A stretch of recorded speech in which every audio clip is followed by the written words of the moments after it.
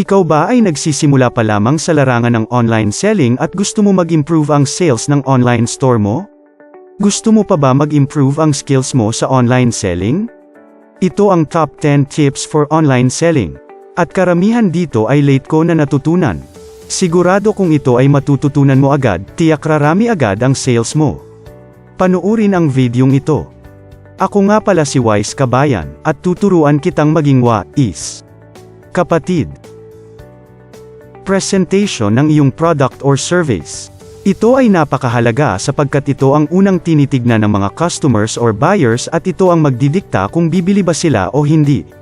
Mahalagang kumpleto ang mga litrato ng iyong produkto sapagkat gustong makasigurado ng mga customers kung ano ang itsura ng buong product sa iba't ibang anggulo. Ikaw ba ay bibili ng isang produkto kung isang larawan lamang ang iyong makikita? Siguro naman ay iisipin mong ito ay scam o fake product.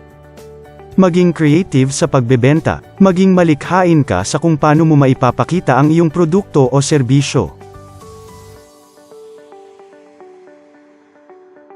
Pwede mo pang i-edit ang mga litratong iyong kinuha at dagdagan ito ng mga text para mas maging kaaya-aya pa ang presentation nito. Pwede mo rin lagyan ng instruction ang litrato kung ang produkto mo ay kailangan i-assemble. Sa pamamagitan nito, makikita ng buyer kung paano ginagawa o pinagdudugtong-dugtong ang bawat parts. Pag-e-edit ng video. Mag-edit ka ng video na kung saan ipapakita mo kung ano ba ang itsura ng produkto kapag ito ay sinuot na o habang ginagamit. Ito ay mahalaga upang makita o ma-imagine nila kung ano ang magiging itsura nito kapag sila na ang gumamit. Konting tip lang kabayan. Laging lagyan ng effort ang ginagawa sapagkat ito ay makikita ng customers at may isip nila na ang product o service ay di basta-basta. At laging lagyan ng description ang iyong binibenta. Maikling description lamang, na sapat na para bumili ang customers ng iyong product or service. Paggamit ng ads. Teka, hindi pa naman ako masyadong sikat para gumamit nito o baka naman sabihin mo na nagsisimula ka pa lang. Dapat mas gumamit ka ng ads kung ikaw ay nagsisimula pa lang.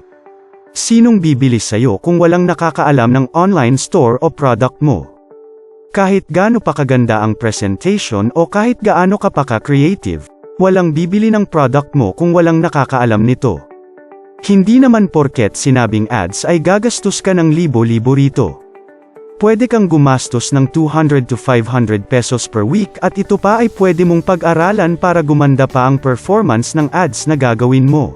Pero bago yan, siguraduhing manood muna ng video tungkol dito para ma-maximize mo ang gamit ng pera mo. Mag-reply ng mabilis. Ito ang pinakagusto ng mga customers. Dahil kapag mabilis mo masagot ang katanungan nila, mas mabilis silang bibili sa'yo. Ayaw na ayaw ng customers ang magantay. Laging mag-reply ng mabilis sapagkat mabilis din magbago ang isip ng mga customers na ito.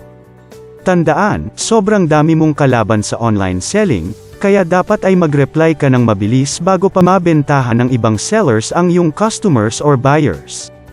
Treat your customers in a professional way. Bukod sa pagre-reply ng mabilis ay dapat maging professional ka. Replyan mo sila sa lahat ng katanungan nila, gaano man ito karami. Oo. Sobrang daming customers na maraming tanong pero in the end, hindi naman sila bibili. Ganyan talaga ang buhay sa online selling. Minsan yung iba pa nga ay hindi mo alam na kakumpetensya mo na pala at sila ay nagka-canvas lang ng presyo o tinitignan lang nila kung paano ka mag-reply sa PM. Laging maging professional kahit anong mangyari. Dahil magkamali ka lang ay pwedeng mawala lahat ng iyong pinaghirapan. One category of item. Kung ang binibenta mo ay relos lang ang ibenta mo. Kung singsing lang, singsing lang. Kung ginto lang ay ginto lang. Kung damit lang ay damit lang. Huwag mong haluan ang kung ano-ano ang product mo sapagkat malilito ang customers mo kung ano ba talaga ang tinitinda mo at maaring sa iba na lang sila bumili. Kung ikaw ay nagbebenta ng relos, pwede mo naman ito haluan ng singsing, kwintas at iba pa na under sa fashion. Kung Class A o replica lang ang binibenta mo ay huwag mong haluan ng original ito. Tandaan, one category of item lang. Sapagkat ang customers ay maaring malito at maaring magduda. Kagaya na lang kung nagbebenta ka ng replica products at authentic products. Sila ay maaring magduda sapagkat pwedeng-pwede mong haluan ng peke ang mga item na bibilhin nila. Hindi ko naman sinasabing gagawin mo ito, ngunit minsan ay ito ang naiisip nila. Lalo silang magdududa kung sila ay hindi sanay tumingin ng original at peking produkto. Kung mapapansin mo ang malalaking brand kagaya na lang ng Toyota, National Bookstore, Condura at iba pang brands na nagfo-focus sa isang category ng service or product. Sila ay sobrang sikat sa kanilang category sapagkat nagfo-focus sila na mag-improve at mapaganda pa ang kanilang produkto o serbisyo. Ngayong nalaman mo na ang kahalagahan ng pagfo-focus sa business na ginagawa mo, huwag mong pagsabay-sabayin ang pagbebenta ng kung ano-anong service or product. Flexible payment and shipping method. Ito rin ay napakahalaga sapagkat ito na ang final step na gagawin ng customers at maaari pang magbago ang isip nila lalo na kung limited lang ang iyong payment and shipping method. Maaaring magbago ang isip nila kung walang cash on delivery, cash on pickup or tracking number ang mga orders nila, lalo na kung first time pa lang sila bibili sa iyong online store. Tandaan, wala ka pang masyadong credibility lalo na sa mga new customers sapagkat sila ay wala pang experience na makipag-transact sa online store mo lalo na kung ito ay payment first. Mahalagang magkaroon ng flexible shipping or payment method sapagkat pwedeng-pwede silang bumili ng item sa ibang online store. Isang halimbawa nito ay ang Shopee or Lazada, na mayroong cash on delivery or online payment. Sila ay nakakasigurado sapagkat ang online platform na ito ay secured. Mas ginaganahan din sila dito dahil bukod sa dadalhin ang order nila sa harap ng kanilang bahay, ay mayroon din silang mga voucher na magagamit for free shipping or for discounts. Pagbigay pasasalamat sa iyong customers. Ito ay napakahalaga sapagkat kung wala sila, ay wala ka dyan sa kinatatayuan mo ngayon. Ito ay napakahalaga, sapagkat na-appreciate nila ito at nakikita nilang ikaw ay mayroong mabuting puso at hindi mo sila lolokohin. Ito ay makakapagbigay din ng magandang image sa iyong brand sapagkat nakikita nila na tumetanaw ka ng utang na loob.